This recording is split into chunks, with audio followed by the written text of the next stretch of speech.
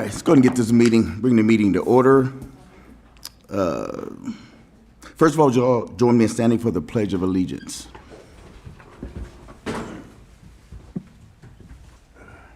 Ready? I pledge allegiance to the flag of the United States of America and to the republic for which it stands, one nation, under God, indivisible, with liberty and justice for all. You know, and can we have a moment of silence for Corporal Simon's wife, Corrine Folsom, who passed away? Just a moment of silence, please.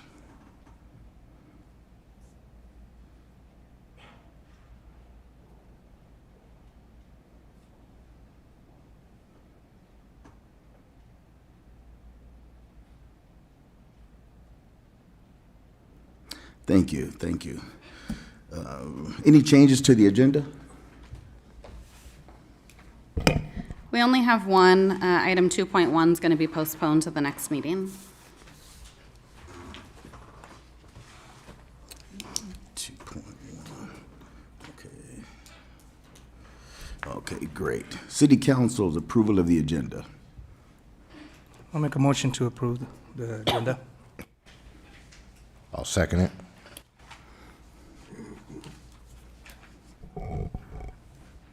Councilman Ramirez, Aye. Councilman Horn, Aye. Councilman Atkinson, Aye. Mayor Pro Tem Singleton. I also vote aye. All right. Excellent, excellent. So next, we got awards, presentations, appointments, and proclamations. This is a very good one here. I love this one. The presentation of a key to the city to former Chief of Police Darren Blevins in honor of his many years of service to the community. And with that, we'll let City Councilman Manny go ahead and take over. First of all, I'd like to say a very huge thank you to Chief Blevins for the outstanding years that you gave us to the community. They will never be forgotten. They'll always be remembered. Your legacy will always continue this. Your name is implanted in the city of Coalinga and all around. The job that you did and the inspiration, even to me, that you gave me before I was even involved with the community and everything, it's just an honor that I could be up here presenting this to you. I mean, there's millions of words that it just, waterfalls down to your outstanding work. And I'm sure everybody in the community misses you. I miss you here. I hope you're doing well. I'm glad that at least we could get you on Zoom. But other than that, I would love to present you with this honor and with great pleasure and blessings, the key to the city.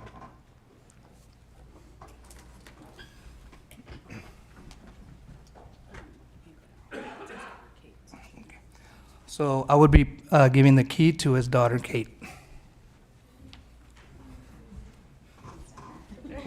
Would you like to before the presentation? Me? Yeah. No. Definitely not.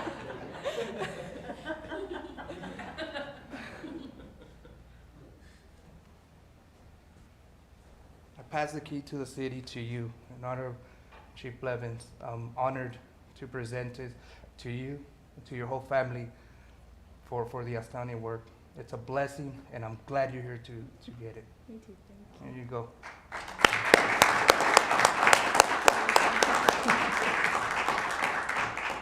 Oh, that's nice. Don't cry, Kate.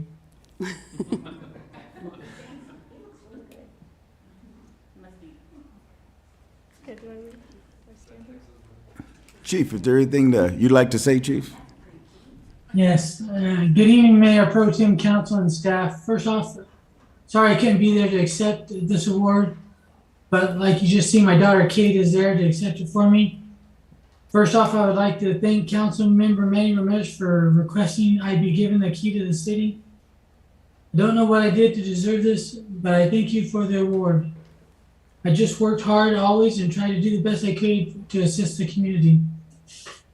On a side note, I would also like to especially thank the community for supporting me and the police department during my time at the city.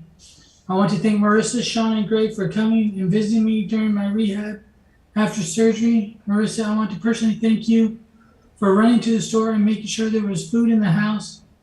So when Susie and I came home, we had something to eat. Thank you. To Shannon and Mercedes, thank you for bringing us the meals you made for us so Susie didn't have to worry about cooking once we returned home. And for the gift, Shannon, thank you very much. Again, thank you for the key to the city. It's an honor to receive it. Thank you. Nice seeing you all.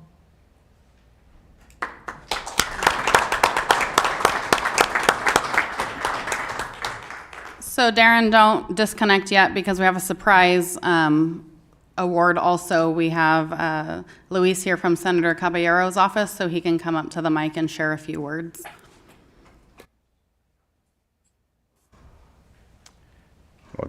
Good afternoon, and thank you for having me here today. It's an honor. Thank you, Chief Garza, for letting me know about the occasion today. We were trying to initially get this out to Chief Blevins when he first retired. We heard about it. We wanted to do the resolution. It's a joint resolution from the legislature of California. Unfortunately, we weren't able to. Some of the events were canceled, but I was very happy and excited to get it out today. I'm going to read a little bit of the resolution, and then we'll present it. Police Chief Darren Lee Blevins, whereas the calling to be a law enforcement officer is one of the highest vocations of public service, and the individuals who accept this calling are worthy of the utmost respect and honor of their community in the state of California. And whereas Police Chief Darren Lee Blevins of the Coalinga Police Department has been true to the ethics of police service and continually demonstrated honesty, integrity, professionalism, and leadership in the varied assignments over more than 26 years upon the occasions of his retirement on February 1, 2022, he is deserving of the special public recognition and the highest commendations.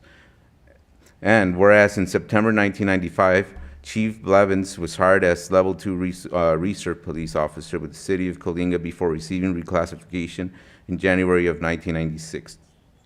Whereas continuing his advancement through the department, Chief Blevins was assigned as Acting Police Lieutenant in July 2010 before promoting to Police Lieutenant in December 2011. Whereas in October 2019, Chief Darren Blevins was appointed Police Chief of City of Coalinga, and through his tenure with the Coalinga Police Department, he served the community well,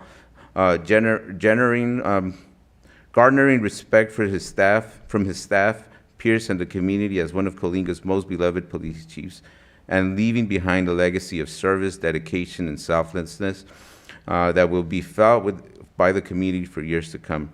Now, therefore, be it resolved by Senator Ana Caballero and Assembly Member Joaquin Arambula that Police Chief Darren Lee Blevins of Coalinga Police Department be honored on the occasion of this well-earned retirement, commended for his superior record of dedicated and highly effective law enforcement service, and extended since gratitude and special public appreciation, dated this 4th day of March 2022. So, thank you very much for your service. Thank you guys again for having me here. Thank you very much. Thank you.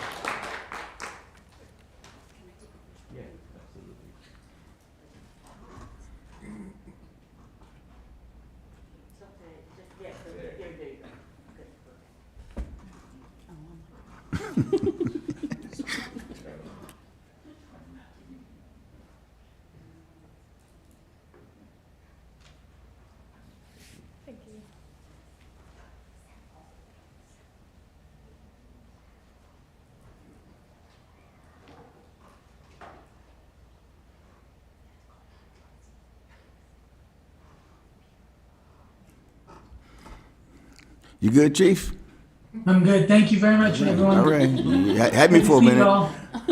Hey, but just one final note, Chief. If people would do what you did, make something so difficult seem so easy, we'd be passing out these on a daily basis. Somebody that's dedicated to the community and his profession for such a long time, from a little Cub Scout to the police chief, that's a great accomplishment, man. Not many people can say that they've done that. So we just thank you for your service to this community, and the love you poured in, it shows pouring right back out to you, man. So you take care and you have a great retirement.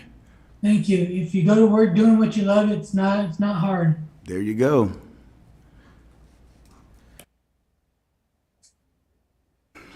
All right. Number 3, the presentation of CoStar and LoopNet Web Services by George, let's call him George R., the Director of Digital Advertising. Thank you. I appreciate it. Hi, I'm George, and I'm joined by my colleague Keith Tighe, who should also be on screen. I appreciate the time to the city and the council. We had the opportunity to meet Marissa and James over in ICSC. Goodness, time flies, right? So I want to say it was the beginning of June, if I'm not mistaken.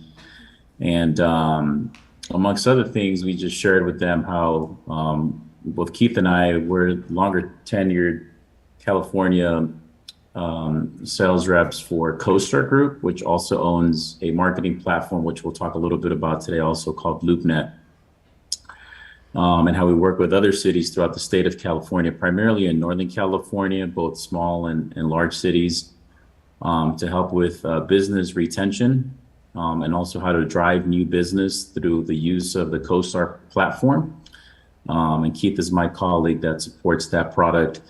And then I am the advertising director in the Bay Area for LoopNet, which complements CoStar, in that it also offers a service which we'll demonstrate today, in terms of being able to very quickly through the city's webpage be able to show potential new tenants and business owners where they can do business in the city of Coalinga. So again, we appreciate the opportunity. I will defer to my colleague Keith to start us off, and certainly I know the challenges of Zoom and Teams sometimes, but I think the audio is coming over very clearly. Feel free to interject and interrupt if anyone has any questions. We can get long-winded at times, and we certainly welcome the dialogue. So again, thank you very much, and then I'll pass it over to Keith. Thanks, everyone. I think the chief jumped off, but tell him I say congrats and to our retirement. That's cool. It's cool to see you guys take care of your own too. So anyways, my name's Keith Tighe. Nice to meet you, everyone. Been with the firm for 10 years. I personally work with 42 cities and 6 assessors' offices, so very familiar with how you use it. So let me share my screen here and jump into this.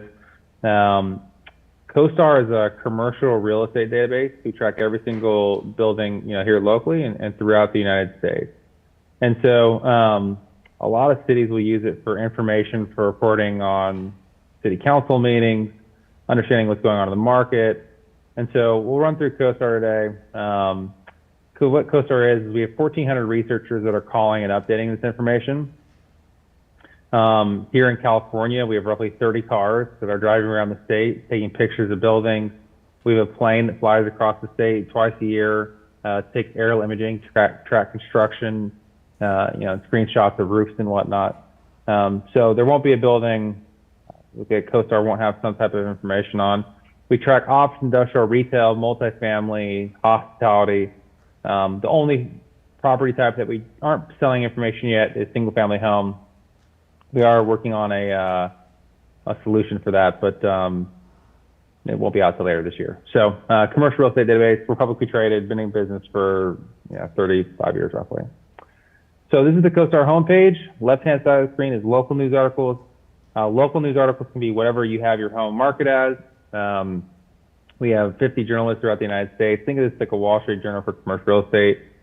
These are ads, so people are paying for front page advertisement in LoopNet and in CoStar. They want to be in the front page of LoopNet to be in front of the tenants that are looking online, and they want to be in the front page of CoStar to be in front of the commercial real estate community, because it's 2 different audiences and you want to be in front of both. Enterprise, you won't see this. This is our internal CRM system. Marketing centers if you wanted to market a listing. Public record is a parcel map, assessed value. So if you want to click on a parcel, see the assessed value, see if there's any liens in the property from some kind of lender, that'll be all listed here. markets and submarket reports, professionals, basically access to the CoStar Rolodex, tenants moving in, moving out of the market, sales on market, as well as sales comp, leasing, for lease and lease comp, and then properties is inventory. What I mean by inventory is I mean every single property here locally and in Coalinga as well. So let me go down to Coalinga here. So on this screen here, you're going to see gray icons and blue icons. Your gray icons are just existing buildings out there, and your blue icons are properties for sale or for lease. And so here's your list of buildings, 289 properties. Now let's go to retail, since we met you guys at ICSC. And so here's your list of properties, right, that are retail. And you can see here's all the different buildings that are listed here. If we were to click in to find out about a building, you can click in and find out more about, what the square footage is, who the owner is. If it was recently purchased, we'll have, information about what's going on there.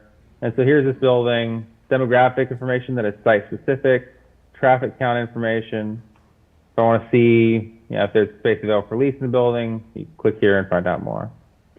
Demographics are site specific from a 1 mile, 3 mile, 5 mile range, not from Coalinga as a whole, but from this address, 255 to 295 North 5th Street. And so you can do 1 mile, 2 mile, 3 mile, 5 mile, 10 mile, and so on. Population, household income, ethnicity, education, all your demographic stats are right here. What's cool is we're also doing 5-year growth projections as well. And so if you want to understand what population growth will look like 5 years going forward, we'll have those kind of projections on household projections and growth and so on. If you need to print a report, if there's a prospective landlord or tenant and you need to print some information out, this property summary report is just a nice kind of executive summary. If there's some leasing information, here's the lease availability report. So a lot of this information cities can provide. So, local business owners to say, hey, here's what's going on in the city of Coalinga, or hey, you should open this retail location. Here's the demographics. This demographics fit your store profile. Why don't you go ahead and sign a lease here and stay in Coalinga. Now, a lot of my cities also have to do reporting for what's going on in the market. And so what we're going to do is just click this analytics tab, and this will tell us about the retail market within the city of Coalinga. And so it's going to basically compile all the properties, and then it's going to have historical information about vacancy, absorption, rental rates, and so on. And so total inventory, right? It looks like you just have, one big space listed, and we can look at that here shortly. So currently you have 117,000 square feet vacant, right? And here's your key performance indicator. What kind of rent growth do we see in the city of Coalinga over the last 10 years for retail? About 1.8% is normal. Here's your blue line, 1 standard deviation in each direction. And then here's where we're at today. So rent growth is up in Coalinga in retail.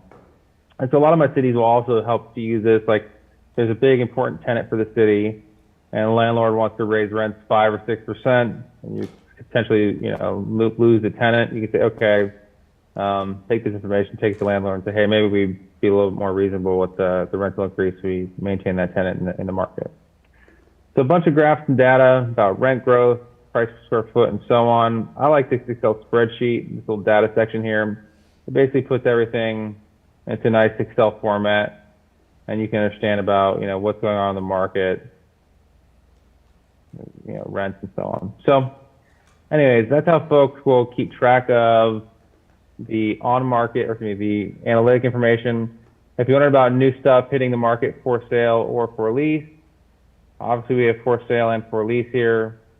You can go ahead and hit save current search, and you get an alert. Whoever the user is will get an alert. You get 1 email a day. Here's the saved searches that I have. I keep track of all kinds of things. Here's my most recent one is Idaho. I have some family outside of Boise, and so I keep track of that for myself. But you can see here I have alerts like here's under construction, under renovation, and some alerts that have went off. So you can keep track of the market and have us, feed information to whoever the primary user is. Now, it's not just about on-market analytics. For lease, you can also look at closed transactions. All the title companies feed directly into CoStar. So First American is our primary provider, and all that information flows into CoStar. So what CoStar is going to do is we're going to take the title information. It's going to be the LLC, that's in front of that property with the attorney's phone number. We're going to pierce that corporate veil, get the John Doe, Jane Doe, home phone number, home address, and get their information. And you see, what they bought over time.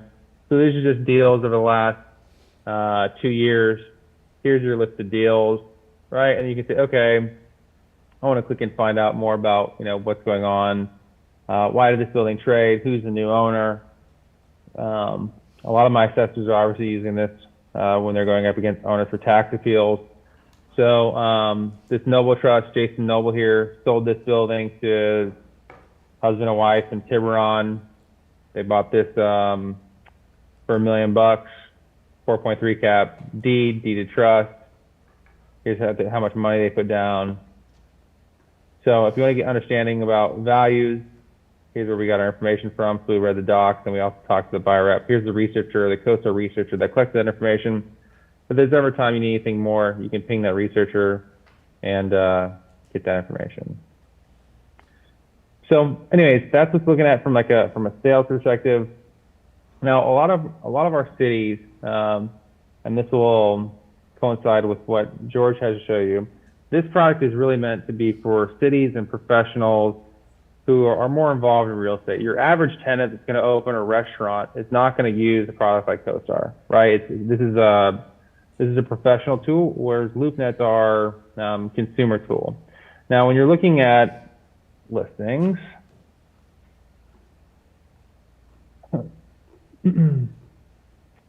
Coalinga for lease and for sale, right? So you can put these, you'll have the view in here to see okay, how long these spaces have been on the market, what's going on here. So here's that Kmart that's currently listed on the market.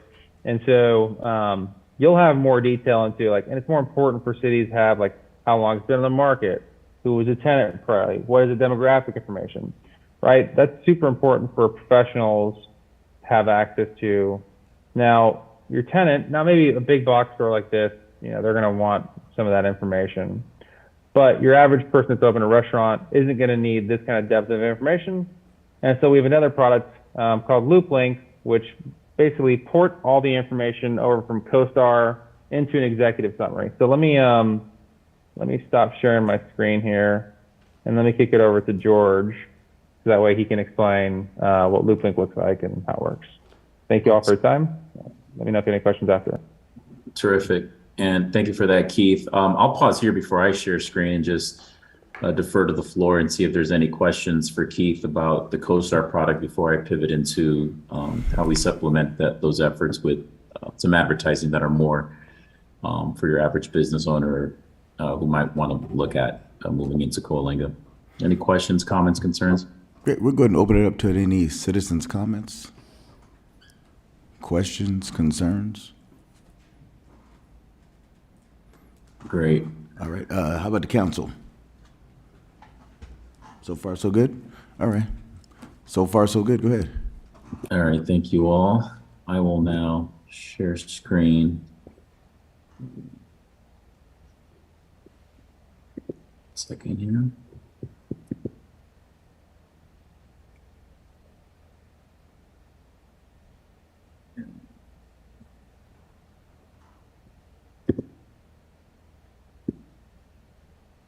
And can you confirm, the controls look a little funny on my side. Can you confirm that you can see my screen now? It's loading. Okay. You're good. Good. Okay. So as Keith was saying, the CoStar database provides information on all commercial inventory.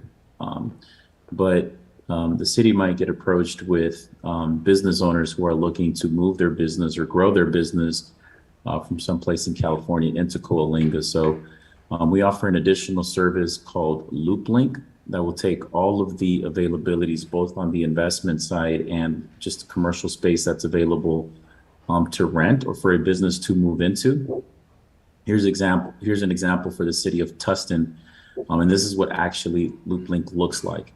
It lives on the city's homepage, and so you can share the link. We operate the website entirely for you, so there's no IT support that the city would need to provide us. There's initial dialogue in terms of design and how you would like the search engine to work for the website and how to complement it, how to gain access to it, and where to link through onto it.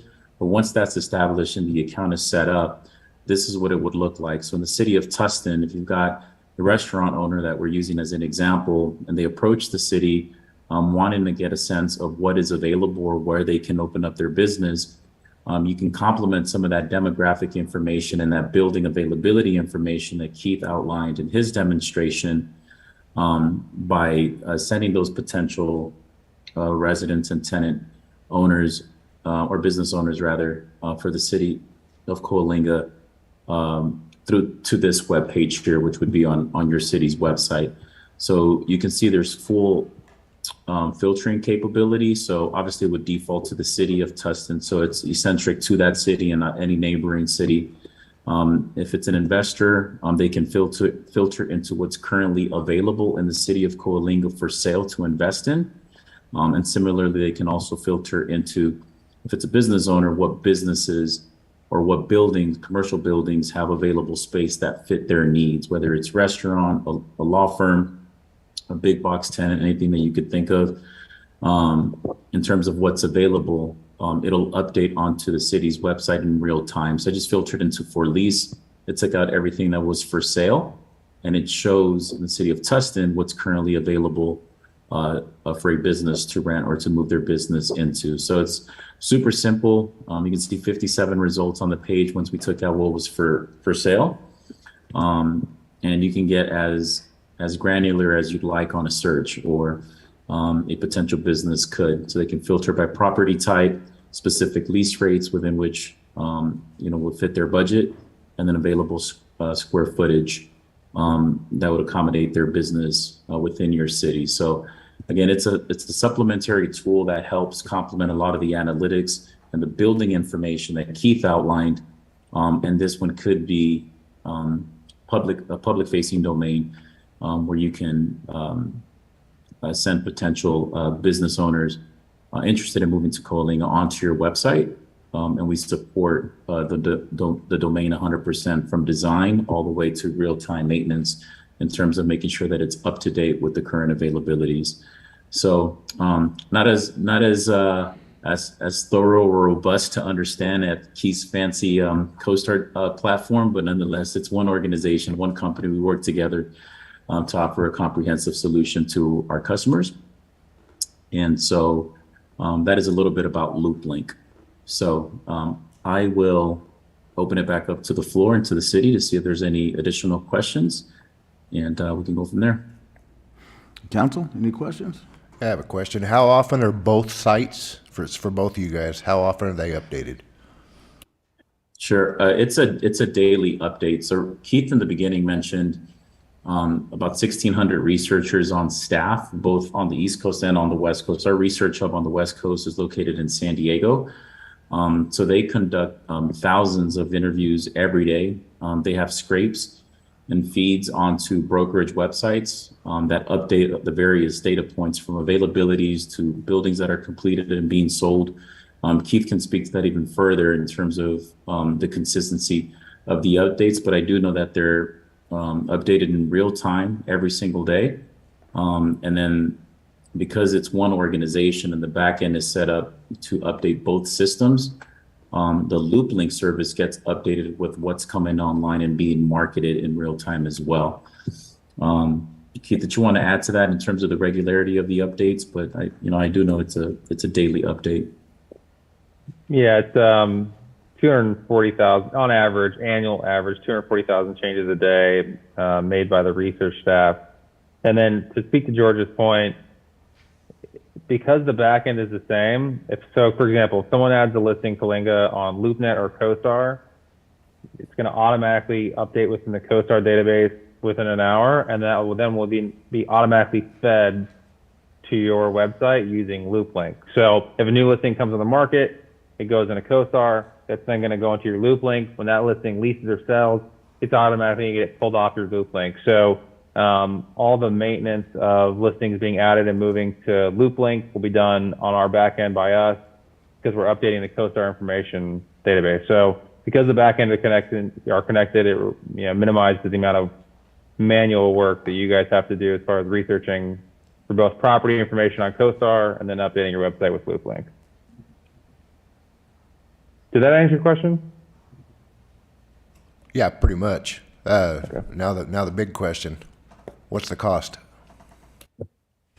Sure. So I'll speak to the CoStar portion. So the CoStar portion is $495 a month, and it's a minimum 1-year term.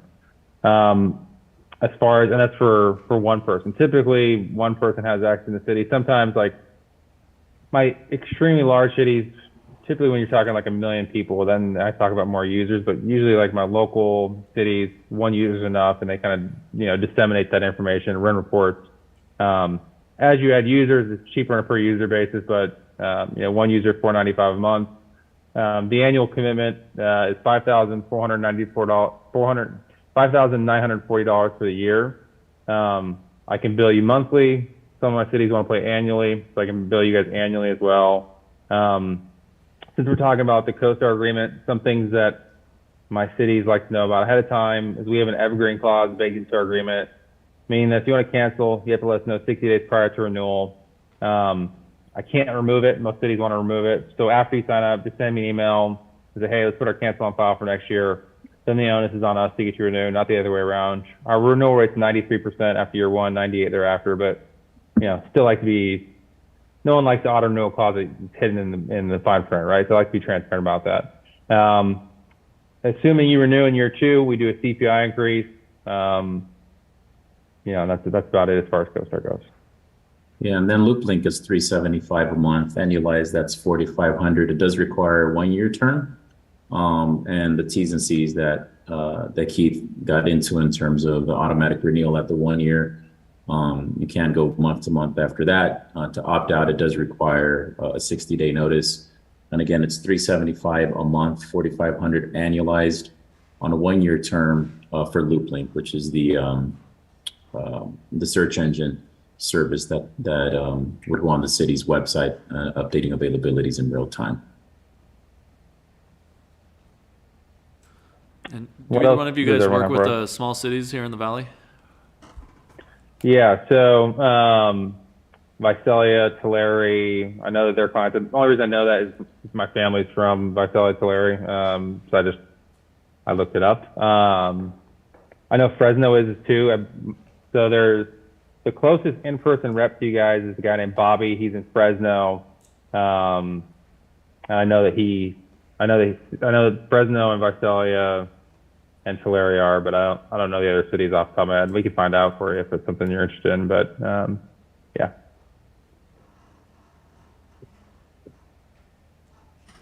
Cool. Any more questions? Very good. Thank you for your presentation, gentlemen, and we will get back with you on that. Thank you. Have a good night. Thank you very much. Sounds good. Thanks, everyone. Thanks for the time. Thanks for the opportunity, and good luck with the rest of your meeting. Have a nice evening. All right, we'll move on to the citizens' comments on this one. This section of the agenda allows members of the public to address the city council on any item within the jurisdiction of the council.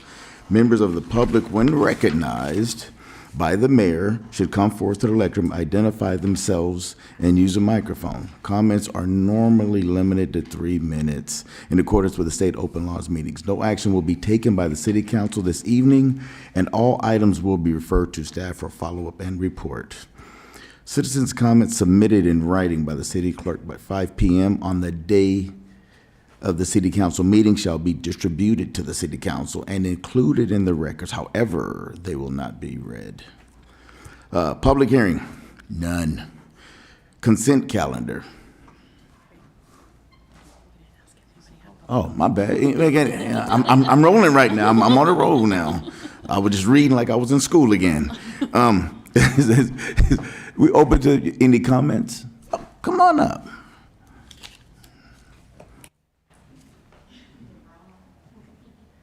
Hi, I'm Hilda Crawford with representing the Killeen District Library, and just to let everybody know, we're midway through our summer reading program. You can come in and register. It's from infants all the way to adults. On Saturday, we will be having a puppeteer come in. It'll be at 2 o'clock at the library. And just come in, register. If you have children, bring them into our program. Everything's free. And for signing up for the program, you get an incentive gift. And then for each category, which is adult, young adult, and children, depending on how many hours, like the children's will read for a total of 10 minutes a day, total of 2 hours, they can come in and redeem a prize. And then for a young adult, it's 3 books, and they can come in and redeem a prize. For the adults, it's 3 books, and then they get a gift.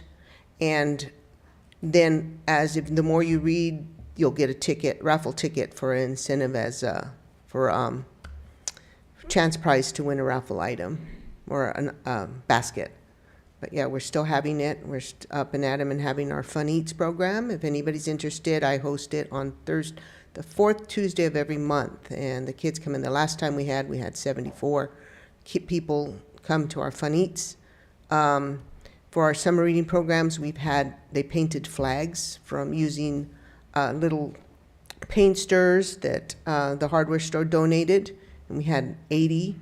And then for our kickoff, we had a summer reading, our sidewalk painting, and we had about 90 people, and it's our sidewalk painting haven't had in like maybe 10 years or something. We brought it back. So anyhow, we're looking forward to anybody if they want to bring their children. Like I said, each Saturday till August, we will be having somebody come in. We'll have Reptile Ron on one Saturday. For our finale, we're going to have barbecue, and then we'll have the Bat Lady, and I don't mean like Batman, but I mean it's a woman that I guess is going to have live bats or something. I'm not familiar with it. And so anyhow, that would be the last week to register will be the end of July. So you can come in and still register, and then last day to report. You come in and you just show us your little log sheet, and then we write down that you've read that many, and then show. But on that Saturday, the first week of August, we'll be having our finale. So we're up and at 'em, we're doing things, and come join us. And I know, Adam, you do have a library card because I looked it up, and I know, no, you don't have one, Mr. Ramirez, and Ron Ramsey's the other one. So you can use them if you have it within the San Joaquin Valley as far down as Kern County. Do they expire? And Merced. Yes, they do if you do that's not use them within a year. So yes, so don't tell me you have one because you don't. So anyhow, you can come in and register for one, and it can be used within the San Joaquin Valley. So if you have one from Kern, Tulare, Fresno, Visalia, you can use it at our library. Just wanted to update you on our summer reading program. Hope to see you guys there. Like I said, bring your children. Yes, thank you. Thank you very much. Manny, get that card. I'll be there Saturday. Okay. Public hearing, we have none. Consent calendar. Okay. Do you gentlemen like anything pulled on the consent calendar here?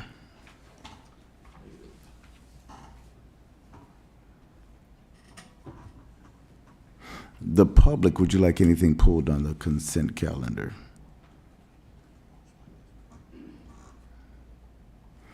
Okay. So could we get a motion on the consent calendar? I'll make a motion to approve the consent calendar as read. I'll second that. Councilman Horn, Aye.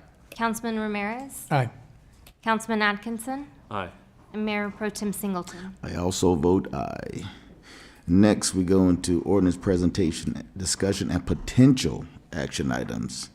Number 1, the presentation of Team California and discussion, direction, and potential action regarding approving a membership agreement for the Economic Development Service. It's going to be me. Oh, You don't have to pronounce that last name. good. So there is an item on the agenda. The presentation flyer is included for council to review. It is a 4-page document, but the last page is the application and fees. So I hope that you had a chance to review that prior, but I'm just going to give a short little overview. I would like the city to contract with with Team California. The membership is only $2,500 for the year. There are many benefits to doing so. They are highlighted in the bullet points there on page 3. Team California had the big yellow booth at ICSC, and so they had cities that are part of Team California who had their information there. And so if there is a business, whether it's an industry or a retailer, a restaurant, anything, if they are interested in coming to California, a lot of times they will reach out to Team California, and they sort of market all of the cities that are part of Team California. Some of their services will overlap with what we have with the Fresno County EDC, but it's just supplementing what we have. It doesn't replace that. They are different. I believe EDC is part of Team California, and so it's a minimal cost. It's $2,500 a year. It is unbudgeted. It would come from the city's general fund, but there are benefits to being in it, and if we do it for a few years and it doesn't work out, we can always terminate the membership, but I just have it on here for council to consider tonight, and I do recommend doing so. It's roughly, what, $42,000 cheaper? What our yearly cost is for some of the other companies that we use? Yes, so they are very different, but yes. So we pay, I think it is $45,000 a year to the Chriscom company. So this, and then this is $2,500 for the year. They are different, and again, some of their services will overlap. The Chriscom company does do lobbying for us, but this is strictly to be part of Team California to help with attraction to Coalinga. I'm sorry, I keep saying Retail California because I'm on my mind. Part of Team California. I think any little help that will put us up in the map with the other cities would be a good idea. Yeah, and I sat down with them and I was talking to them before they came to us, and I mean, it works. I think they have pretty successful rate, and I think it would be a good idea to go forward with that. Sounds good. What you got, Adam? He's waiting. Adam says no because it's not free. Yeah, exactly. Since Marissa wants it, I'm automatic no. No, I mean, I don't have a problem with it. Just, I want to see results. I'm tired of us paying for this stuff and not getting any results. So I'm going to be looking for results, and I'm going to hold them to it, as well as the other 2 companies that we are working with as well. From the looks of this is just a starter, right? This is just to get us going with it. And if we want to upgrade the services, we can actually go out and upgrade through the year or at the end of the contract. So that's, I believe, just their sponsorship levels, but you don't get any more benefit from upgrading other than you're contributing more money. Okay. So what do we want to do here, council? Yeah, I'll make a motion to move forward with Team California and sign a contract. Is that good enough? Okay. I'll second that. I'll second that. Councilman Atkinson, Aye. Councilman Horn, Aye. Councilman Ramirez, Aye. and Mayor Pro Tem Singleton. I also vote aye. All right. Next, we're going to go into discussion regarding natural gas with the Sean Brewer. Thank you, Mayor Pro Tem and Council. I wish I was here today with an update with good news, but as we all know, the current climate of fossil fuels is dire right now, needless to say. But this is basically, I just wanted to give the council an update as kind of a precursor to the August meeting where Dan Bergman will be coming out to talk about, unfortunately, a rate case for our natural gas rates. Unfortunately, natural gas rate prices will be high through this coming winter and not expected to drop. As we all know, they've significantly increased in this last year. We've had issues with natural gas, whether there's supply issues, there's a lot of factors that are driving the prices of natural gas and fuel, both of these commodities. And we're continuing to watch the gas market. We're talking with Shell, who is our supplier, to try to set ourselves up strategically to capitalize on the lowest possible rate with the least amount of risk for the city as we move into winter. And so as of right now, Dan will be out here in August to talk about the process for rates with the potential increase. Because as of right now, with the current rates and the way we're going, the gas fund will be out of its not operating cash, but it'll be out of its reserve cash by probably the end of winter. So we've already depleted a lot of cash because the rates have been so high this last year that we cannot continue to go down this path. But we are looking at options. Dan will be bringing back scenarios in terms of how and what the rates would look like in order to be able to get this in place prior to winter. Because it's just like kind of water rates. If you put water rates in September, you don't reap the benefits until the following summer when you got higher water usage. Same thing with gas, is that we would need to have something in place in early September in order to be able to capture and at least stop the bleeding per se in terms of the cash. Because as you know, we've kept rates low when the costs have been low. In comparison, we're still significantly lower than PG&E in terms of other customers. And even with these potential increases, we'll still remain quite lower than what PG&E is. So I just wanted to we wanted to bring this to your attention now, so it's not a surprise when we come say, hey, we're going to issue a 218 notice. So Dan, of course, will have a lot more detail in terms of the rates, where we're at with our current cash level, what our operations to expenses look like in terms of how much we're bringing in. And staff will be making a recommendation to proceed forward with a 218. As you know, we don't have to, I'm sorry, not a 218. We don't have to issue a 218 and do a notice. Natural gas rates aren't subject to the 218 like water and sewer is. So it allows us to move more quickly to the market, as well as our strategy for purchasing more gas now without the fear of another Texas freeze where rates skyrocketed, or a natural gas plant explosion, which occurred in Texas, I think, this last year. So that drives the market, and supplies are extremely low because everything's being exported out right now. So with that, if you have any questions, I'll try to answer as much as I can. I don't have a whole lot of details on the rates themselves yet, as Dan's still developing that, but we will have that discussion on August 4th. Yeah. And we're not going to blame all this on you, Sean. It's just the way that. But in the reality of this is what should be in preparation for, because it's going to happen.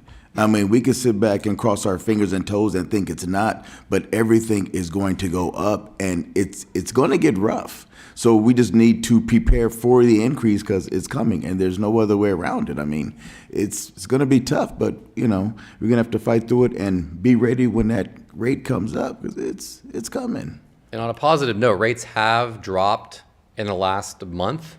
So that's why we're looking at potentially capturing futures for, January and February gas for next year, looking at that purchasing at least a baseline this year and soon, to try and not risk having major issues down the road in the fall and as we go into winter, where gas is expected to increase, because we're not going to be out of this anytime soon, I don't think.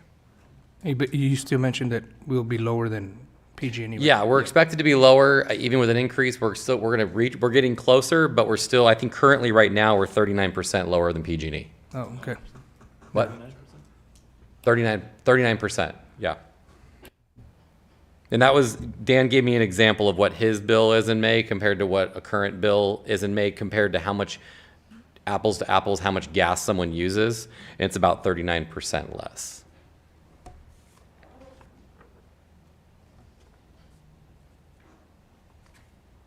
Any questions? Yeah, no All right, questions. we'll talk to you guys in August. Yeah, well, yes, you will.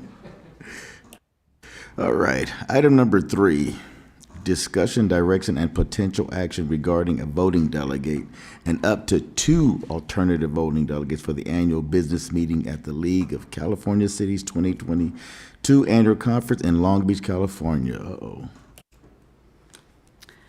Thank you. So this is a standard item on the agenda every year. You need a voting delegate and up to 2 alternates for the annual conference. Mayor Ramsey will not be attending the conference this year. He usually is who you nominate for your voting delegate. So if you are attending and you are interested in being a voting delegate or an alternate, perhaps you can nominate yourself. Otherwise, you might get volunteered if nobody's interested. I nominate the mayor pro tem as a voting delegate and the 2 No. to my left as Today the I- alternate, because I hate doing that. That's so boring. I will not take it. You two can do it. And Today, I'm the mayor today, okay? And the mayor is gonna do what the mayor's supposed to do, step down and let you 3 figure this out. You know, all we need is 2 of I'll you. nominate See, there you go. Yeah, I'll well, I'll nominate do it myself. too. I mean, We got 1, 2 right for there. voting delegate or Yes. standby. You need a voting delegate and you can have up to 2 alternates. You need at least 1 alternate. Yeah. I'd like to nominate myself for voting I delegate. think you'll do good at this, yeah. And Manny, I'm glad you stepped up, because Adam was going. He was going. Thank you. Discussion and direction. Oh, do you have to vote on that, or they already? Oh, well, I make a motion for that one. I make a motion just for 2. So Horn is nominated as the voting delegate with Councilman Ramirez being the alternate. Correct.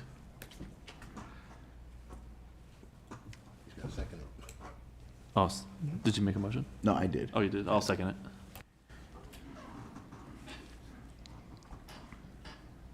Mayor Pro Tem Singleton, Aye. Councilman Atkinson, Aye. Councilman Horn, Aye. Councilman Ramirez. aye. Great job, guys. All right. Item number 4, discussion and direction regarding the zoning violation fines for the semi-truck parking. Oh, yes. So this item was requested as a future agenda item by Mayor Pro Tem Singleton.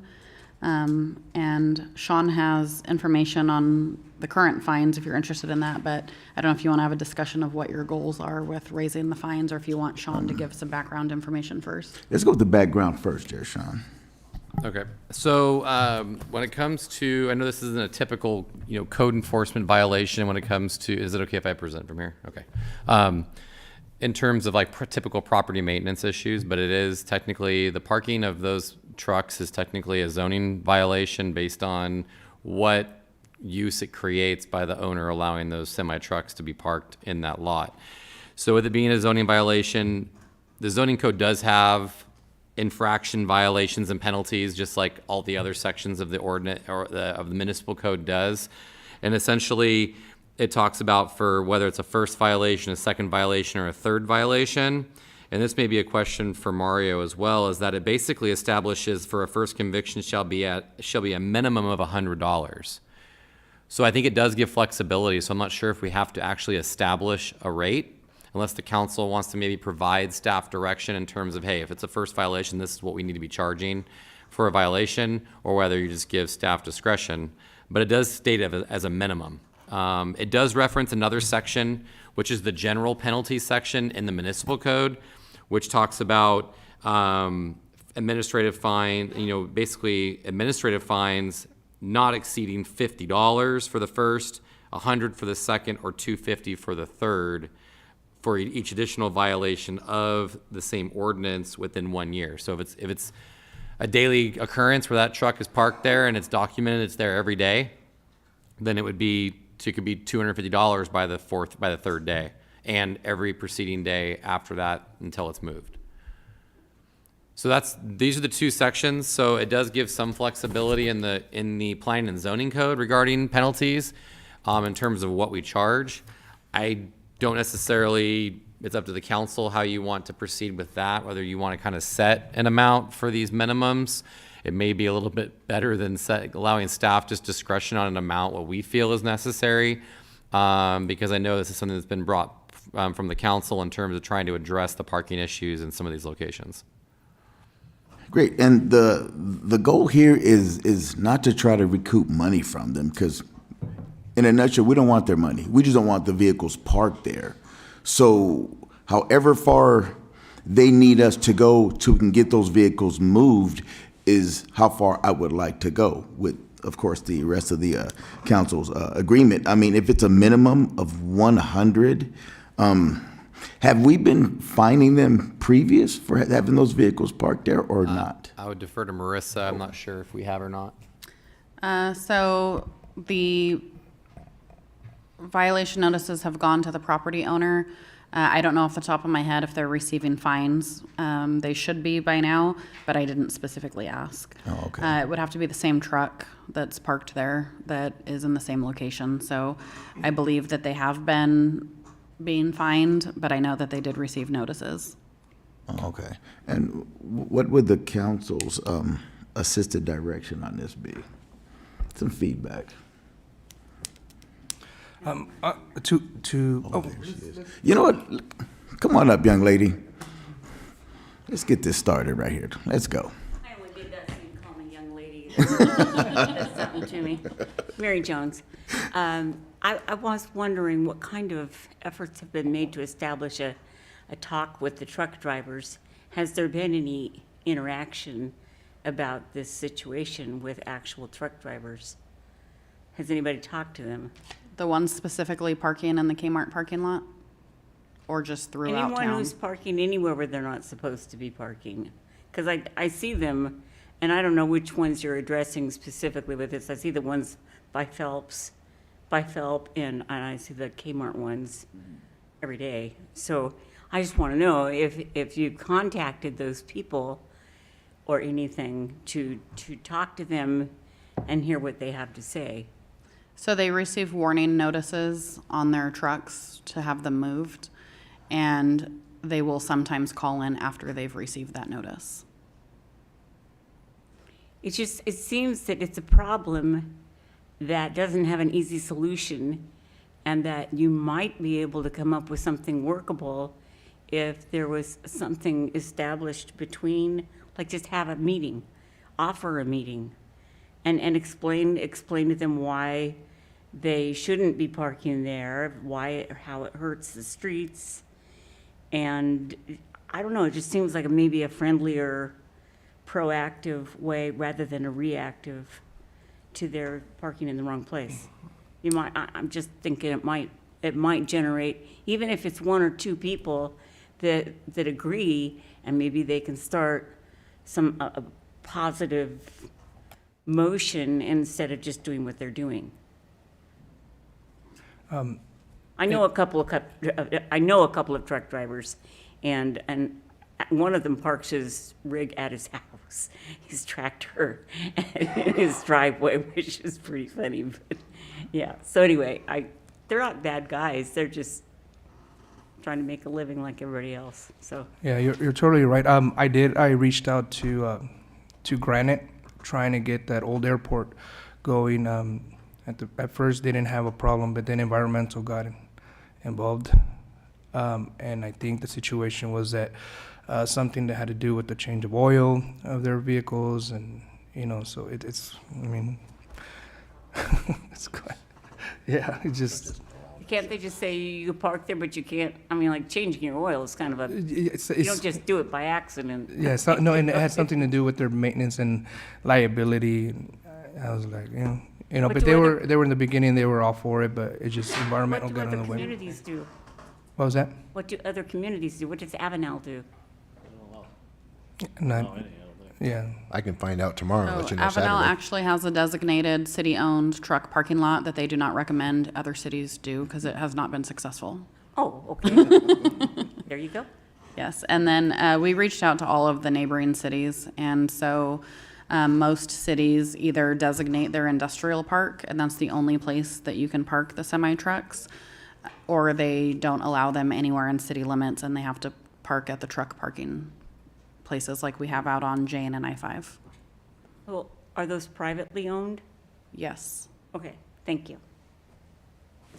And we are in no way, shape, or form saying that they're bad people. I mean, but like I said, they are trying to make a living, and that's fine. It's just that you have to do it within the guidelines that have been set forth. I mean, I would love to just park my vehicle as close as I can to work or home, but I mean, there are guidelines that need to be followed, and I think as a city council moves forward with this, we need to come to an agreement on what we can do to try to assist them in parking on, I guess, I-5 and Jane at that huge lot that they can park in. I mean, I think that's our agenda, or it should be.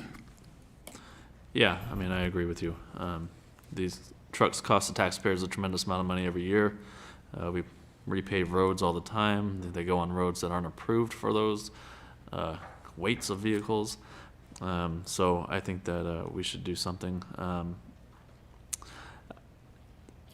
When we give them a warning, how long do they have when they have a warning? Like, I don't know that off the top of my head.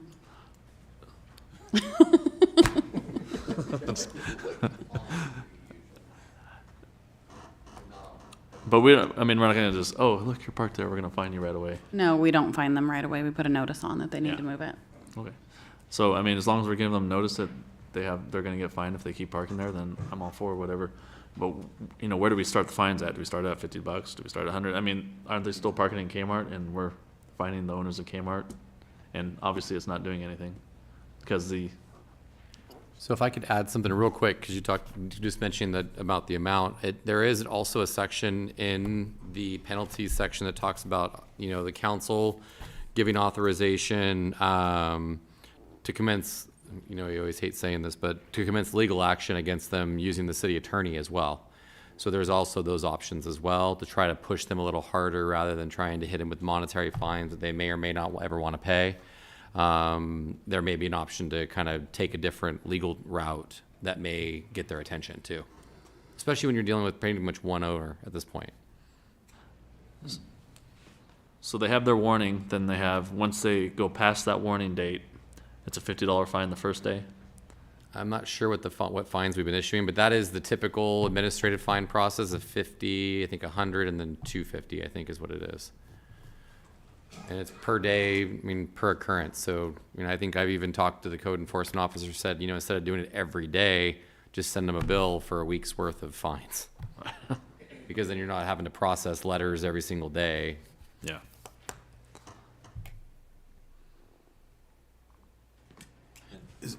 Are we just talking about fines, or are we also trying to come up with where they're gonna park?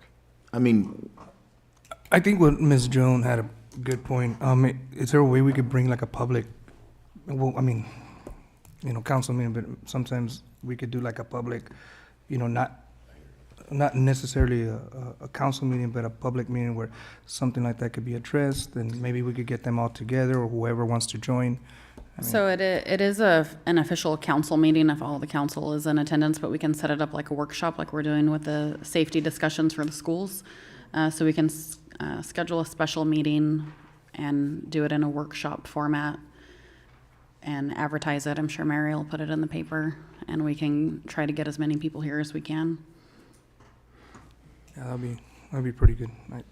so, but in the meantime, I'm all in for having our city attorney, who's very, very good at what he does, seeing what avenues he could address. But I would also like the fines to be, what did you say, there were roughly 50, 100, and 250, correct?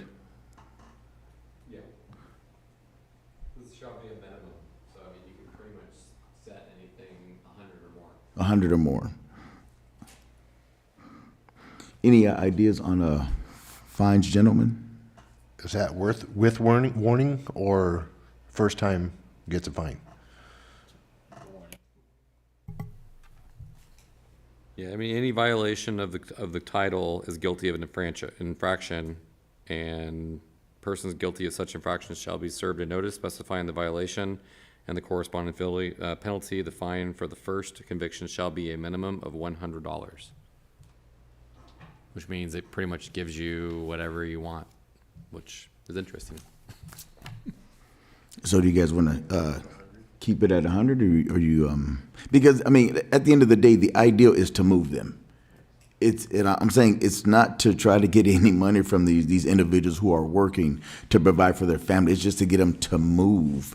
That's it. I mean, I think we should stick with the 50, 100, and 250, and if there is no change, say 30 days or 45 days, then bump it up, readjust it. For the Kmart property specifically, it is supposed to close escrow this month for those developers who came and gave that presentation. So I think that hopefully would resolve at that time, because they're gonna be moving forward with their project and they're not gonna want the semis there. And the reason that the semi trucks are parking there is because the current property owner doesn't tell them that they can't and doesn't stop them from doing so. So I think that particular property is going to resolve itself within the next few weeks. But I do agree that the wider discussion needs to happen about where semi trucks can park if you want to allow them to park anywhere within the city. So do a workshop first and then possibly discuss the fines, what we can and can't do. You could. if that's the route you want to go. Yeah, I think so. Workshop first? Yeah. So that's the direction of the council. That's fine. I mean, we've been doing this for years. We keep doing this stuff and we never actually move forward with something. I mean, eventually we're gonna have to move forward with something, so. Okay, so then let's reverse it. Let's implement the fines, and we'll still have the workshop, because if you listen at the workshop, you won't be fined. So either way you go, at least you have that as a stepping stone that you're gonna be fined. So it's in your best interest to come to the workshop and see where you are allowed to park. Let's go that route. So where do you want the fines at? 100, 250, 2,000, what do we got? Start at 100. I think we, 500. yeah, because the minimum is 100, so I think we start at Do 100. one, 250, and 5? Sounds good. Sounds good. And per And day. really, and really that, Yes, per day. and really that increase is because it's going to be, the second day is considered a second violation. You're going to hit the max in day 3. So if you want to just make it a daily amount, make it easier, you can just set a daily amount. If not, you're going to do 100 on Monday, 250. So how about 500 after the third day, additional? So 100, 250, 500, and then every day after that's 500 a day, no matter what. But in the reality, though, the vehicles don't park that long. You know what I mean? They're there for, like the weekend or 2 to 3 days, and then they're gone. So they shouldn't hit that huge mark of, they should basically only hit maybe 100 to 250, maybe, depending on, But the problem is if they park in the same location within a year, then it's a third violation. Oh, okay. Wow. Okay. I'm in. So 1, 250, and 5. 1, 250, and 5. So Sean, what we can do is, because it gives you discretion now, we can go with those numbers, but we'll probably bring back a resolution for the Perfect. council to approve, but I think we're good enforcing those numbers. Okay, excellent. So do we need to make a motion on that? No, we have No? consensus You for have a consent? direction. Okay, great. All right, number 4. So we are, let's see here. What happened here? Did I miss something? Okay. So, we have any announcements from the city manager? I have 2. So there was a previous discussion at a meeting about a future agenda item for a meeting with the public and with the schools to discuss the safety of schools. And so that is going to be a special city council meeting on Wednesday, July 20th at 6 p.m. here in the council chambers. That is open for the public. The school will have representatives here, and Faith Christian will also be invited to participate. And the goal is for the council and for the city to hear from the community on what they feel the city can do to make everyone feel that the schools are safe. So I know in the news lately, it's been a lot of talk about school shootings and stuff, and that may come up during that meeting, but it's not specifically for that. It's just the overall safety of the school. So if you think that, I don't know, we need crossing guards, or we need a way to ensure that the speed is reduced around schools, or traffic is reduced or anything like that, anything that you want to voice your opinions on of how the city could help ensure the safety of schools, that's what that workshop is for. And then National Night Out is Tuesday, August 2nd from 5 p.m. to 8 p.m. downtown in Coalinga. We are handing out free school supplies as we have in years past. This year we're planning on 400 sets of school supplies, and that is for Coalinga students only. A question on that National Night Out. Would the city be accepting, what is that? No, work hours for the high schoolers to get their hours? Yes, so we do for National Night Out and also leading up to National Night Out. So I have some of the school supplies that I've ordered already that need to be counted, and they need to be set out in certain increments. So we can use them now and the night of the event. Excellent. City council members' announcements, reports.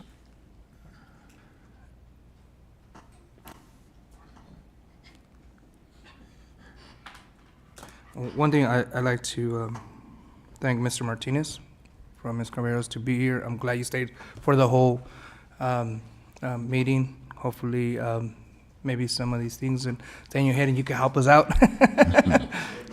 Yeah, so that's great. And yeah, thank you again. Thank you for coming. Both of you guys.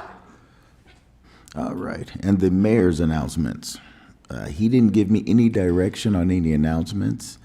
But he is working. He ain't back just hanging out. He's doing some cog work for us to ensure that these small cities are well taken care of. Any future agenda items?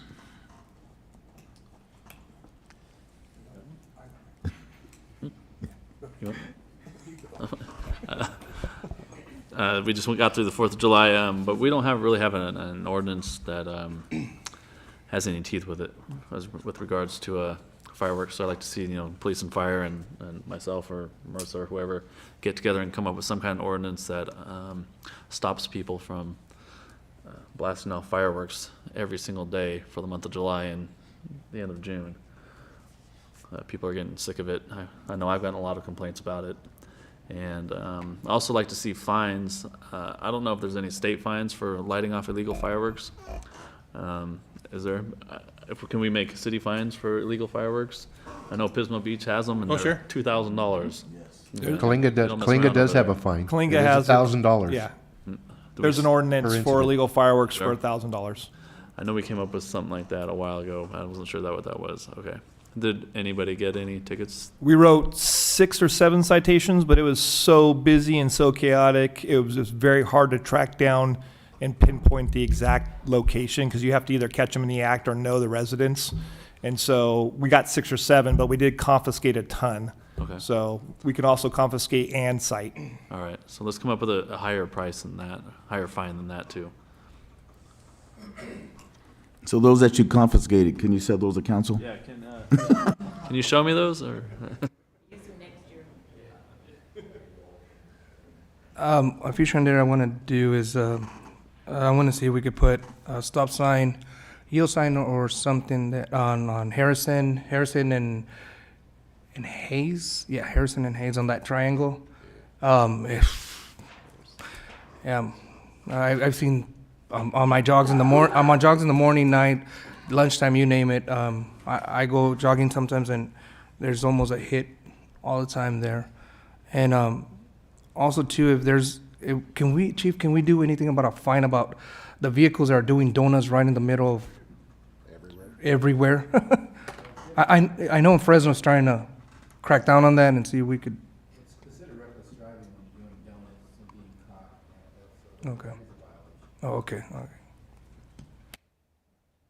Yeah, I noticed 2 nights ago, you guys actually had some on residential streets in the 4-ways, actually doing it just right over here. Did you guys end up catching him? I have I guess it's a question on a future agenda item. Is there any way that we can open up our city limits to expand it outward?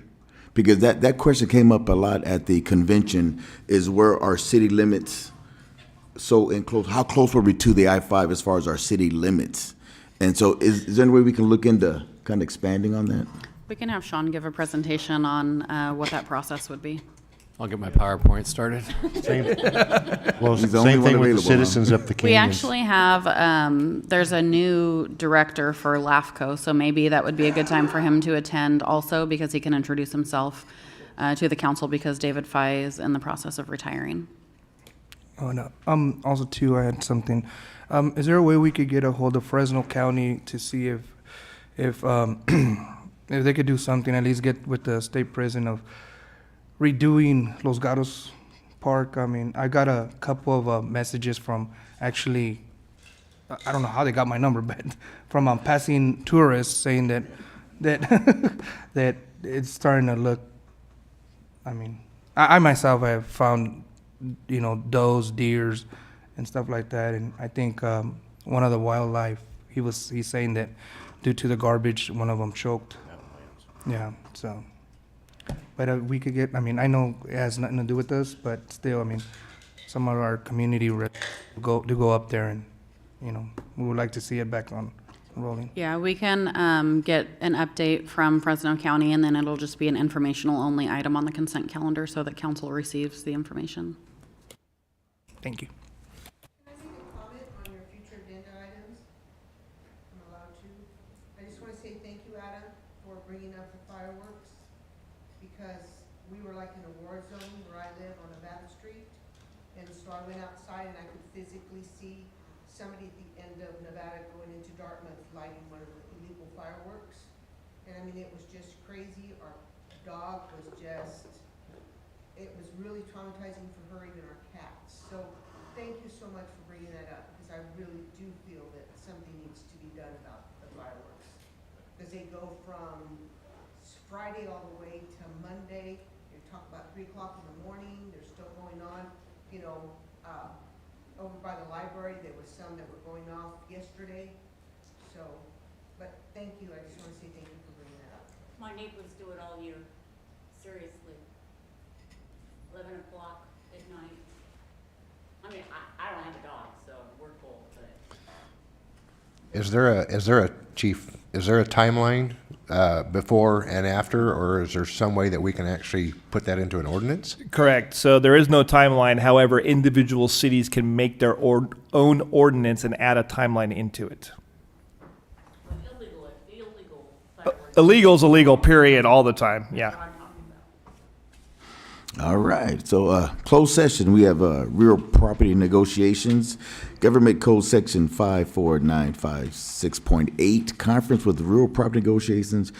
Where is this located? In Fresno County off Palmer Avenue, 073-020-58S. We have anything to report on that one? Not likely. Not likely? Excellent. So at this time, meeting is adjourned. Have a great evening.